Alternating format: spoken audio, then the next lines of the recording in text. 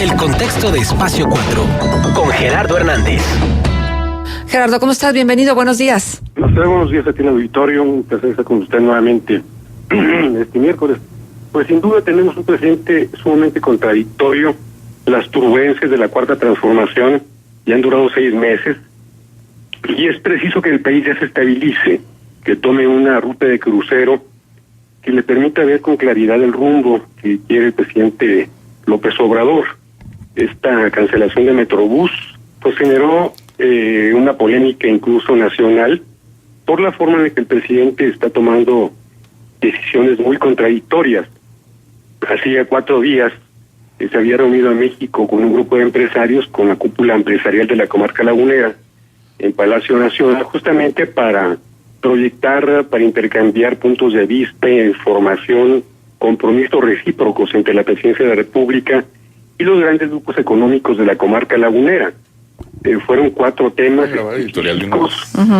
agua, seguridad, paz social y también fomento al empleo, a la inversión. Desde el presidente Lázaro Cárdenas no se ha puesto atención a la comarca lagunera como merece. Este Consejo Regional que instaló el presidente de la República el 12 de junio en Palacio Nacional será el único con esas características, puesto que el resto, los 32 restantes, tendrán una cobertura estatal. Entonces, de un primer momento se puede apreciar interés de la Presidencia de la República por darle prioridad a la comarca lagunera como una zona específica en la cual concurren 2 entidades. Sin embargo, a los 4 días va a Gómez Palacio, como ya todo el mundo sabe, se toma la decisión en una asamblea fársica de suspender el Metrobús. Este es un proyecto que que data ya de algunos años. Ha estado muy lento en el proceso. Lo primero que debe haberse hecho es auditar la obra completamente, puesto que hay sospechas fundadas de corrupción. Y también medir el impacto social. Si el aeropuerto de la Ciudad de México se cancela porque era una obra fastuosa, que sí lo era, pero también muy necesaria para el país, y debe servicio a usuarios que no son del pueblo al que se dirige López Obrador, pues en el caso de Metrobús se afecta directamente no a las clases pudientes que él tanto critica, sino justamente a los más necesitados, en este caso de transporte público. Estos pulpos camioneros, estos cacicazgos del transporte se crearon a la sombra de partidos políticos y de gobiernos. Los gobiernos pagaban con concesiones concentradas en pocas manos favores políticos que se convertían en votos, en acarreo de ciudadanos a las urnas. Sin embargo, es contradictorio porque, insisto, en un lapso de apenas 96 horas se tomó una decisión en Gómez Palacio que choca con los compromisos asumidos el día 12 de junio en el Palacio Nacional. Fomentar el empleo, atender los requerimientos de agua potable, de paz pública, de seguridad, no únicamente es darle atención a los grandes grupos económicos, que son importantes, por supuesto, por su impacto económico y social, sino es también darle a la región lagunera mayor proyección, mayor visión de futuro. Si se visita León, Guadalajara, Monterrey y otras metrópolis, San Luis Potosí, vemos qué tanto es el rezago de la comarca lagunera. La comarca lagunera se abandonó durante décadas y un reclamo de los laguneros de ambas entidades ha sido justamente ese: la concentración de los gobiernos estatales en las capitales respectivas, Durango y Saltillo, en detrimento de la calidad humana, de la calidad de vida, de la calidad de ciudad, de metrópoli de la comarca lagunera. Entonces, es preciso que se le hagan planteamientos muy severos al presidente de la República. Ha tomado decisiones caprichosas, mal pensadas, al calor de un mitin político.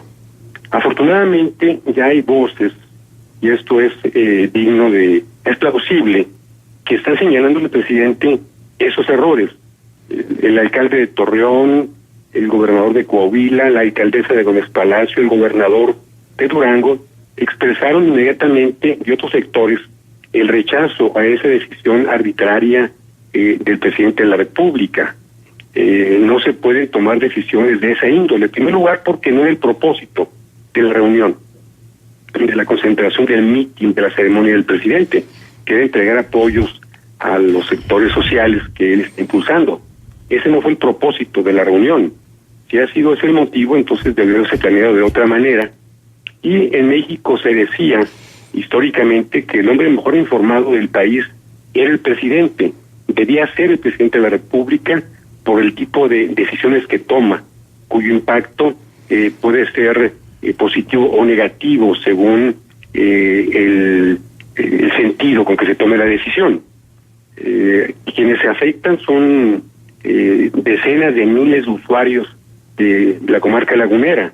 E insisto, esta circunstancia se da al calor de unas elecciones muy recientes en Durango, particularmente en Gómez Palacio, donde hay por primera vez alternancia.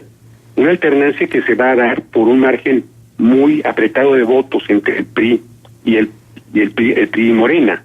Entonces, no debemos permitir como ciudadanos, como medios de comunicación, los empresarios en su posición, que el país siga transitando en esta ruta ruinosa, porque, insisto, el daño que se le tenga que causar al país ya se le está ocasionando, puede ser muy importante.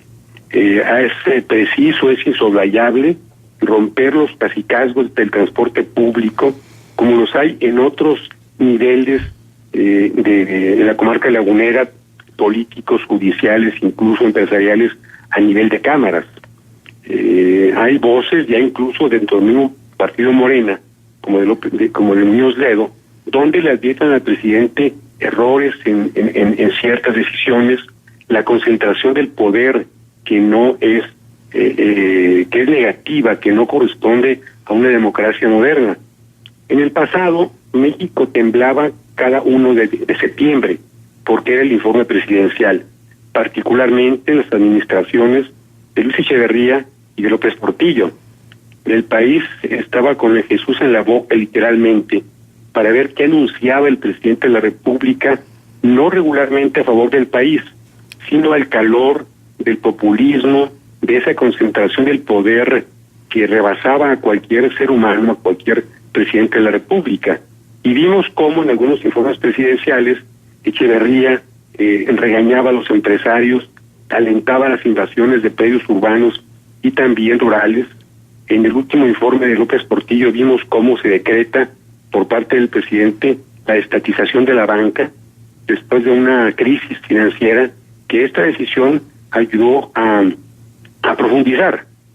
En el gobierno de la Madrid fue muy mesurado, pero en el de Salinas de Gortari se regresa a la presidencia imperial, una presidencia omnímoda, omnipresente, que toma decisiones como la de privatizar más de 1,000 empresas en el gobierno de Salinas de Gortari, muchas de ellas, las más importantes, en manos de socios, prestanombres o amigos de ese presidente de la República. Veíamos en los cables de Wikileaks cómo un gobierno, el de Miguel de la Madrid, al de Salinas de Gortari, de un multimillonario que figuraba de México en la revista Forbes, aumentó a 24 en el gobierno de Salinas de Gortari. Entonces el país entraba en una situación de pánico, sin exagerar, cada vez que el presidente iba a la tribuna de la Cámara de Diputados a informar. Ceremonia se canceló con Cedillo y los presidentes han recurrido a ceremonias en Palacio Nacional sin tanto boato. Pero hoy la incertidumbre no es cada 1 de septiembre, es todos los días, porque no sabemos qué se le va a ocurrir al presidente de la República de decisiones caprichosas. Él tiene como santo laico a Juárez. Juárez justamente criticaba esos impulsos para gobernar y pedía que se sometiera la autoridad justamente a las reglas de la República, de democracia, respeto, honestidad en el ejercicio del cargo público y también en la vida cotidiana. Entonces es plausible, insisto, que haya voces de gobernadores, de alcaldes, del presidente de la Cámara de Diputados, que se opongan al presidente de la República. Lo peor es el silencio y mucho peor aún es el aplauso a decisiones intransigentes, irracionales, muchas de ellas. Estamos, insisto, todavía en una etapa de turbulencia que el propio López Obrador anticipó en su toma de posesión al advertir que habría no un cambio de gobierno, sino un cambio de régimen. Pero tenemos también que definir qué cambio es el que quiere López Obrador y qué cambio necesita el país. A López Obrador se le entregó el gobierno para que dirigiera el país, no se le entregó el país para que hiciera con él lo que quisiera. Bien. Estamos pues todavía en muy buen momento, muy buen tiempo para hacer señalamientos fundamentados de crítica al presidente de la República, y en el caso de la comarca lagunera, este es un motivo, es una circunstancia muy especial, importante, para que todos los sectores políticos, sociales y económicos se dirigen al presidente de la República a través de este Consejo Empresarial para pedirle que se continúe con este proyecto, que es una de las pocas obras realmente trascendentes en la comarca lagunera, que le dan sentido a una región, que le pueden permitir mayor viabilidad en el corto y en el mediano plazo.